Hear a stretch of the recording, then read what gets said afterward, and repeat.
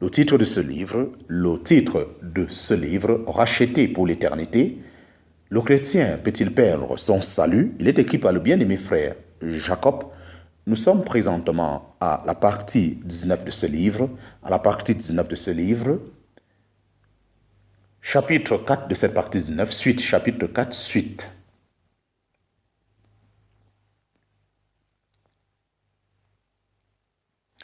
Ces sacrifices seraient-ils pour lui une propitiation pour les péchés? Déjà sous l'ancienne alliance, aucun sacrifice ne pouvait justifier quelqu'un. À plus forte raison, après la croix, celui qui méprise le seul sacrifice pour les péchés, en parenthèse, Hébreux chapitre 10, verset 12, est irrémédiablement condamné.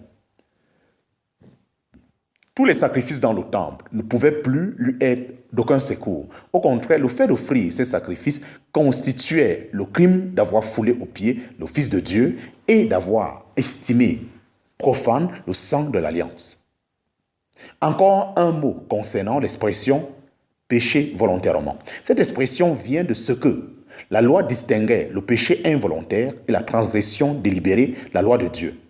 Pour le premier, le pardon était possible par le moyen de sacrifice. Mais pour la transgression délibérée, rien n'était prévu quant au pardon.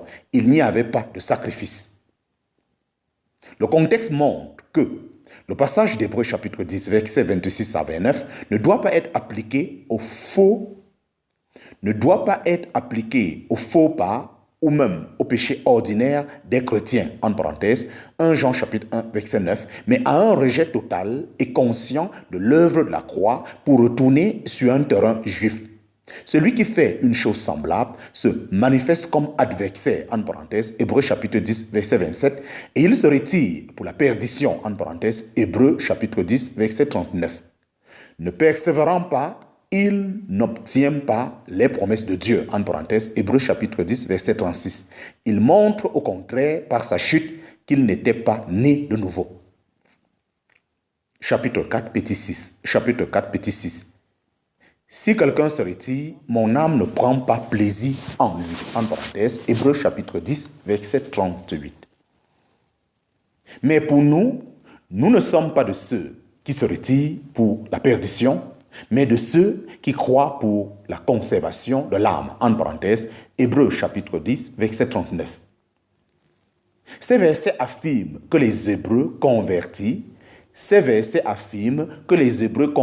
auxquels s'identifiait l'auteur de l'épître, ne sont pas de ceux qui se retirent pour la perdition, mais de ceux qui croient pour la conservation de l'âme. Autrement dit, de ceux qui possèdent cette foi vivante que rien ne peut annuler et qui sont conservés en Jésus-Christ. Jude, verset 1. L'auteur est inspiré, mais ici en contraste, deux caractères opposés. Le fait de se retirer et de périr, et le fait de croire et d'être sauvé, de conserver son âme.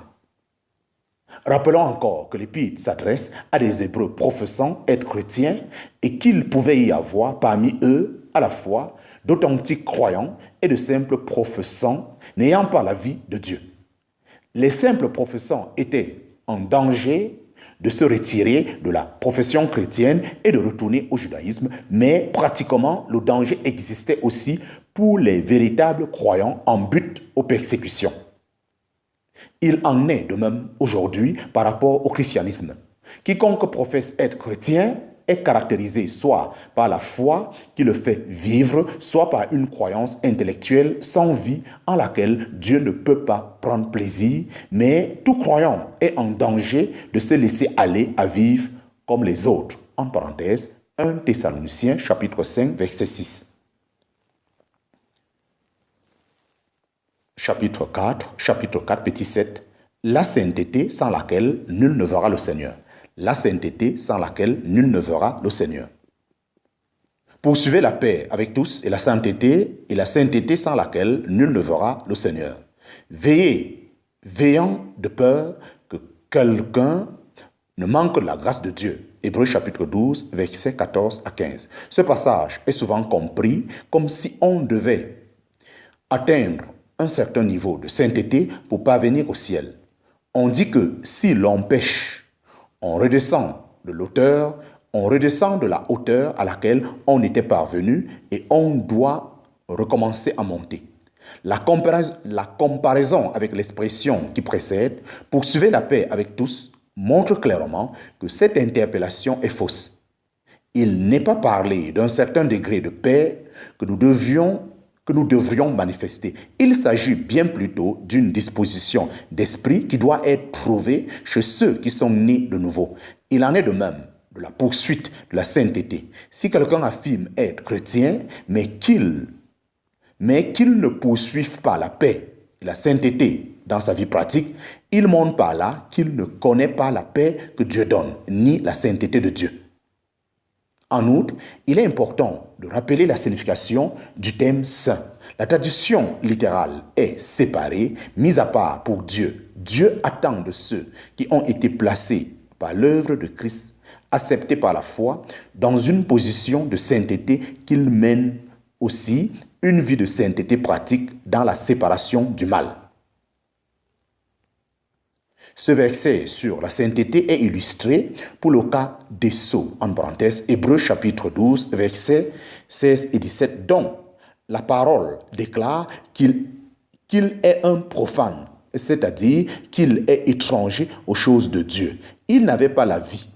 Il a recherché la bénédiction, mais ne l'a pas trouvée car il ne s'est pas repenti à salut.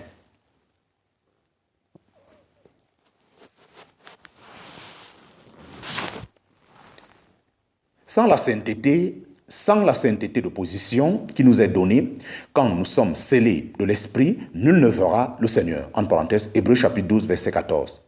Dans l'au-delà, les incrédules ne verront pas Dieu, ils seront loin de lui pour l'éternité. D'autre part, sans la sainteté pratique, le croyant ne peut voir le Seigneur. Jouir de lui maintenant en le contemplant par la foi. En parenthèse, 2 Corinthiens chapitre 3, verset 18. Chapitre 5, conclusion pratique. Chapitre 5, conclusion pratique.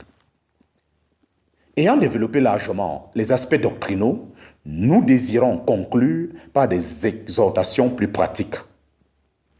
Chapitre 5, petit 1. Chapitre 5, petit 1. L'étude des nombreux passages sur le sujet, nous déduisons qu'il en existe deux sortes. Une première série de passages présente le salut inconditionnel des enfants de Dieu parce que l'œuvre dans leur âme est de Dieu. L'autre passage montre que quelqu'un qui professe être chrétien peut régner la foi et la marche chrétienne. Comment devons-nous appliquer pratiquement ces deux sortes de passages?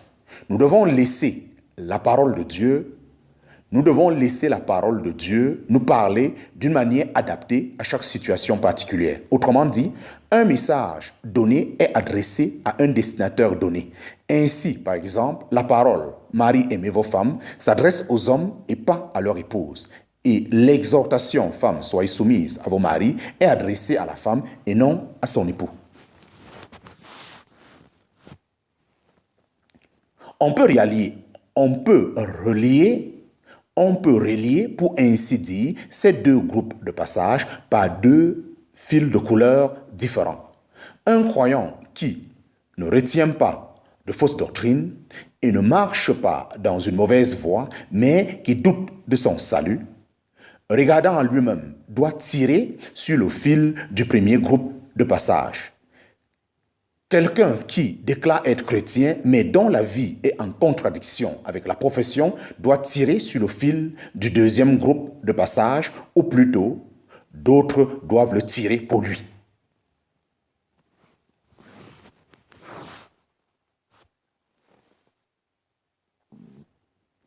On peut relier, pour ainsi dire, ces deux groupes de passages par deux fils de couleurs différents. Un croyant qui ne retient pas de fausses doctrines et ne marche pas dans une mauvaise voie, mais qui doute de son salut, regardant à lui-même, doit tirer sur le fil du premier groupe de passages. Quelqu'un qui déclare être chrétien, mais dont la vie est en contradiction avec sa profession, doit tirer sur le fil du deuxième groupe de passages, ou plutôt, d'autres doivent le tirer pour lui. Malheureusement, Satan est très rusé pour intervenir. Malheureusement, Satan est très rusé pour intervertir les deux fils. Malheureusement, Satan est très rusé pour intervertir les deux fils. Le chrétien qui doute prend les avertissements du deuxième groupe pour lui et désespère. Le chrétien qui marche dans un mauvais chemin s'appuie sur le premier groupe et cherche ainsi à cautériser sa conscience.